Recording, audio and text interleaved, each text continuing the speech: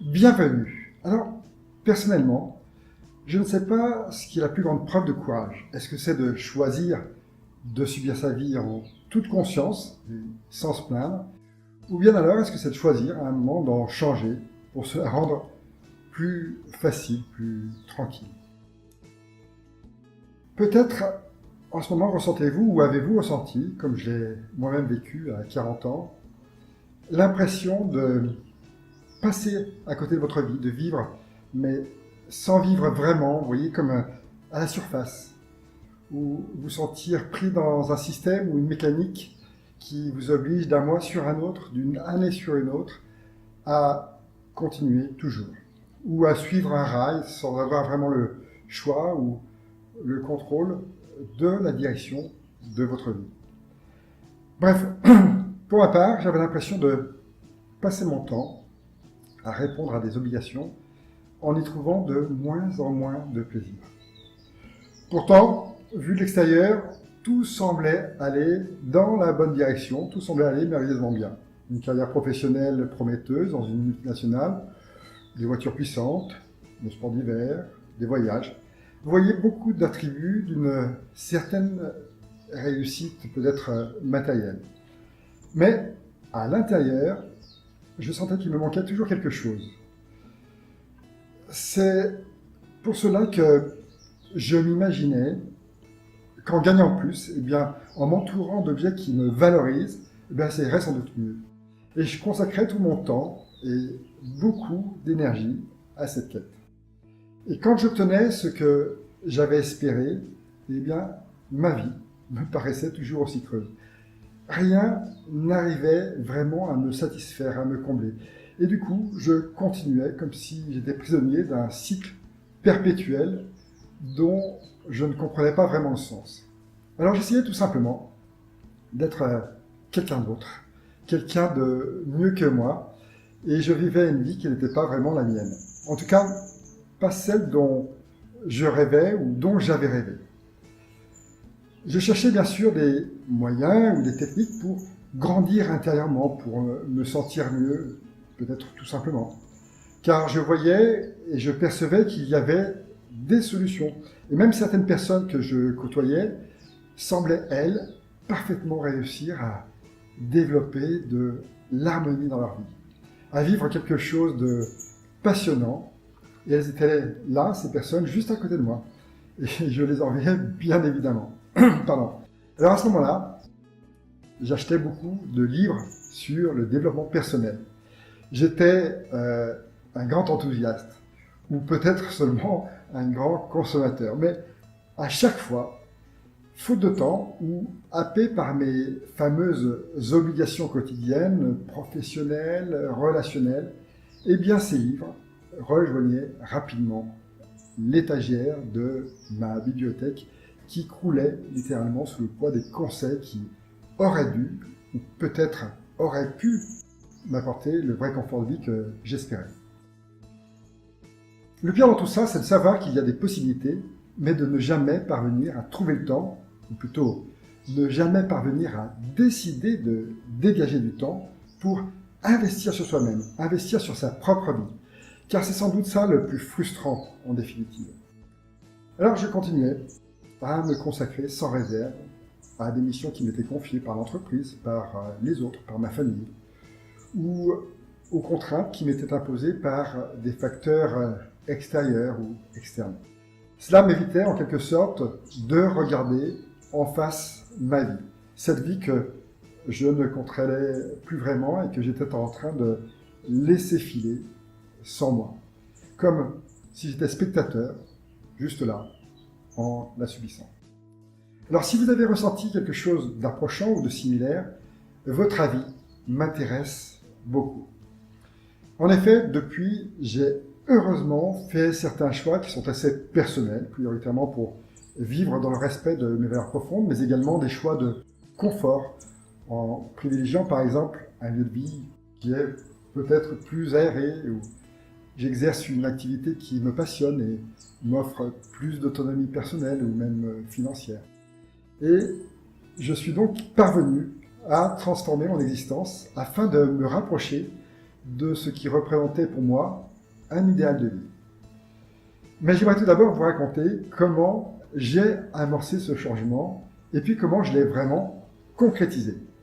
Comment j'ai mis en place les protocoles en 21 étapes qui m'ont permis de radicalement transformer mon existence. Je suis Xavier Renard et à l'approche de mes 40 ans, je ressentais de plus en plus douloureusement le poids des engagements que je devais honorer, tant au niveau financier, professionnel que personnel. Des engagements qui étaient soutenus ou renforcés par des peurs. Et si je faisais un faux pas, et si je perdais mon job, et si, comment est-ce que je ferais, comment est-ce que je serais capable de maintenir mon niveau de vie, comment est-ce que je serais capable de payer les études de mes enfants, ou même, tout simplement, de m'acquitter de mes impôts l'année prochaine. Alors, la nécessité et les craintes me rendaient à la fois servile et prisonnier. J'étais peu à peu devenu le serviteur de mes obligations. Alors, je devais continuer encore et encore. Et je ne voyais décidément pas d'autre issue. Alors, inutile de vous dire que j'avais différé depuis longtemps mes rêves à plus tard. Peut-être le jour où mes enfants termineraient leurs études, ou encore peut-être plus tard, à l'âge de la retraite. Mais un tout petit incident a commencé à changer la donne. Alors c'est très bête, mais l'inondation d'un sous-sol à Laclusa, la station de ski dans laquelle nous avions nos habitudes, et ma voiture a été garée à un mauvais emplacement. Et l'assurance me refuse la prise en charge totale de la réparation. Là, je suis choqué, furieux.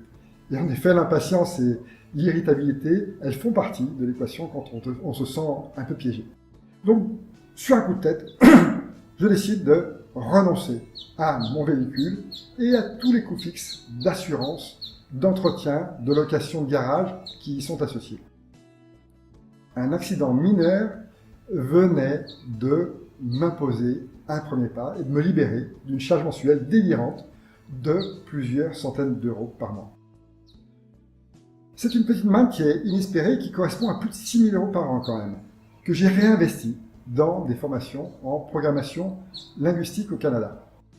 Alors au cours des 2 ans et demi qui suivent, je solde enfin toutes les semaines de congé d'heures supplémentaires qui s'accumulaient et que je ne parvenais jamais à prendre. J'avais pour objectif d'utiliser les meilleurs outils du développement personnel pour dépasser mes craintes, pour optimiser aussi mon potentiel, pour reprendre le contrôle de ma vie en étendant mes compétences et mes capacités personnelles. Mettre enfin en œuvre tous les merveilleux conseils contenus dans la littérature du développement personnel que je n'avais pu trouver le temps d'appliquer. Mais là, j'ai découvert que le manque de temps n'était pas le seul obstacle. Parce que le cerveau, lui, est capable d'apprendre très très vite, à condition qu'il reçoive des instructions directement au niveau de l'inconscient ou de l'émotionnel. Comme ça se passe du reste dans les séances d'hypnose. Alors que, avec les livres de développement personnel, dont j'avais souvent essayé de suivre les conseils, eh bien, ceux-ci s'adressaient à la logique ou aux pensées rationnelles. Ils avaient donc du mal à influencer tous les processus inconscients. Du coup, en effectuant ma dernière formation en PNL, celle d'enseignant, j'ai décidé d'intégrer ces techniques puissantes sous forme de suggestion hypnotique, que j'écoutais le soir juste avant de m'endormir.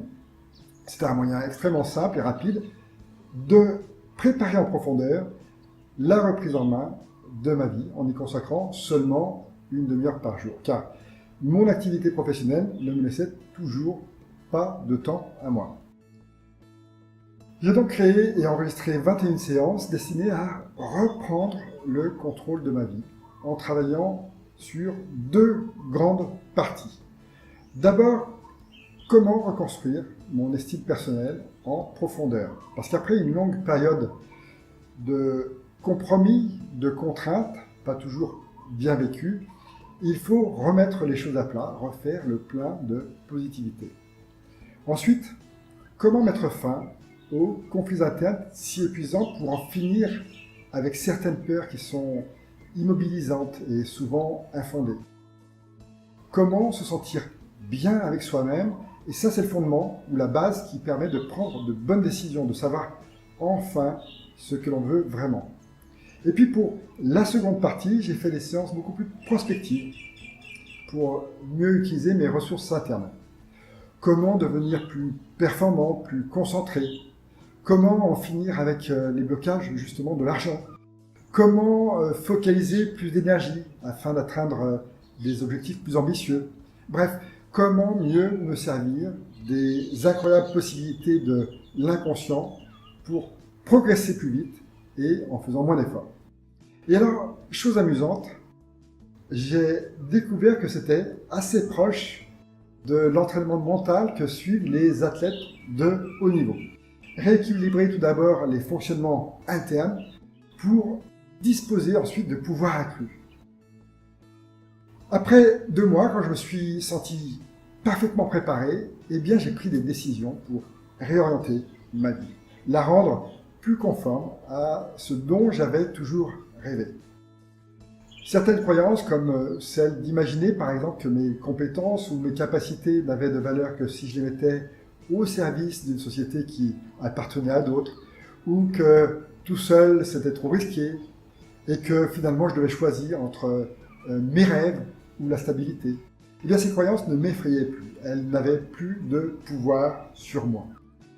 J'ai donc décidé de mettre fin à certaines contraintes qui pesaient trop lourd, et cela m'a conduit, d'abord dans un autre pays, à exercer ensuite une activité qui me passionne, et à me sentir beaucoup plus libre.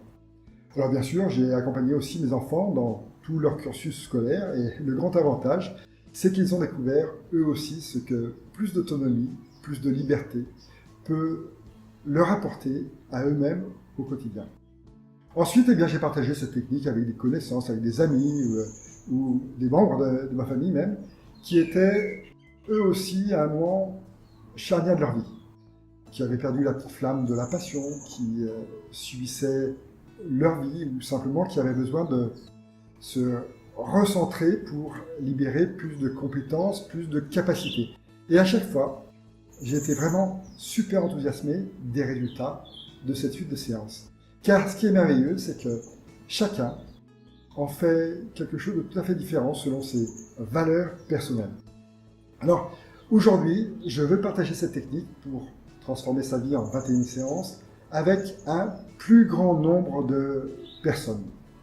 Et si vous rencontrez des difficultés pour reprendre le contrôle de votre vie, ou si vous avez besoin d'arrêter de la subir pour retrouver de la passion, de l'enthousiasme, eh bien, dites-moi quel problème vous rencontrez personnellement, qu'est-ce qui vous bloque.